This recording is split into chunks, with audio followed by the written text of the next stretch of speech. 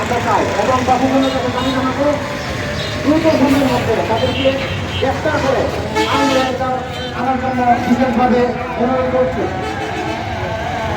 বাংলাদেশের মধ্যে তারা এই গুরুত্ব এসে এই গুরুত্ব মানুষকে প্রশিক্ষণ করার জন্য মধ্যে সন্ত্রাসী সংগঠন বলতে যেখানে মিছিল আমাদের সামনে এই কর্মসূচি আসবে, এক এক করে কর্মসূচি আসবে, আমরা কর্মসূচি পালন করবো। এমন আহ্বান রেখে আমি আমার সংক্ষিপ্ত বক্তব্য এখানে শেষ করেছি। আমার প্রতিক্রিয়া আসসালামু আলাইকুম ওয়া রাহমাতুল্লাহি ওয়া বারাকাতুহু। আমার বন্ধুরা সমাবেশ বক্তব্য দেবেন।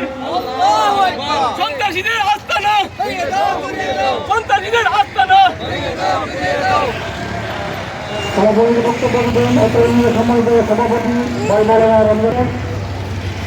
আজকে যারা এখানে এসেছেন সবাইকে ধন্যবাদ জানিয়ে এবং যাদেরকে এই ছাত্র লীগ এবং আওয়ামী লীগের যারা আমরা চাই এবং বাবুগণের কাছে দাবি জানাবো দ্রুত সময়ের মধ্যে তাদেরকে গ্রেফতার করে আইনের আনার জন্য বিশেষভাবে অনুরোধ করছি।